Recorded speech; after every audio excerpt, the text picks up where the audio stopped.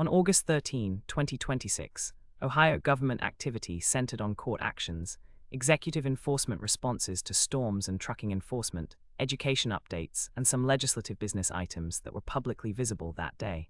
The most clearly documented items were a Supreme Court administrative order, multiple Attorney General releases, a Highway Patrol checkpoint announcement, and executive branch storm response measures, 1357-1213. The most important state-level action was in the Ohio Supreme Court, which issued its 8/13/2026 Administrative Actions Notice. That filing states that amendments to the rules of superintendents for the courts of Ohio, specifically SUPR 7.28, had been adopted on August 6, 2026, and were already effective as of that same date. 1. Court reporting from the same day also shows substantive appellate activity. The Ohio Supreme Court sided with a dairy farm worker in a safety guard injury case, and another archive entry says the court denied a Pennsylvania bank's tax refund claim in Dollar Bank, FSBV.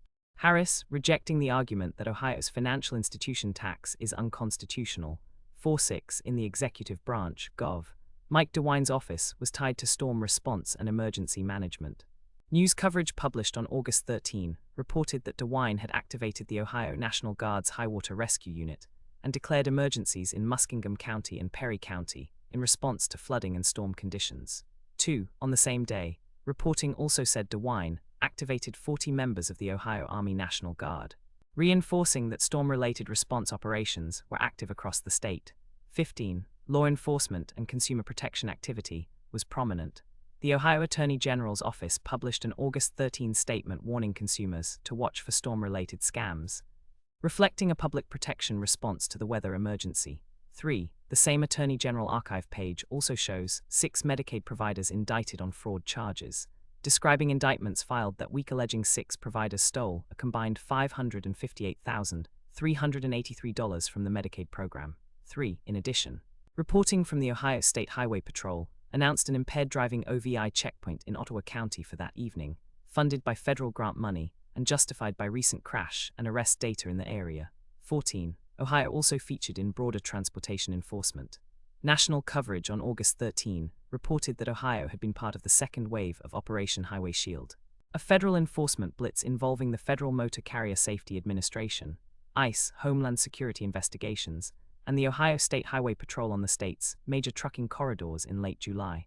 5. The operation focused heavily on trucks bypassing way stations and other safety violations, with officials reporting detentions, out-of-service orders, English language proficiency violations, arrests, and recovered stolen cargo. 5. Legislative activity on August 13 appears limited in the available public record, but there were signs of ongoing statehouse work. The Ohio Senate's public calendar listed an Ohio Retirement Study Council committee meeting at 10 a.m., indicating committee-level government business underway. 13. Separately, a Statehouse News roundup said a new Ohio bill would lower the signature threshold for forcing a public vote on local ordinances from 35% to 20%, though the roundup does not show final action that day. 8. Education agency activity also occurred. The Ohio Department of Education and Workforce posted an EMIS newsflash on August 13, highlighting that the attendance dashboard was now using EMIS data, which is a technical but relevant statewide administrative change for school reporting. 12. There were also local enforcement and judicial developments affecting Ohio government operations more broadly.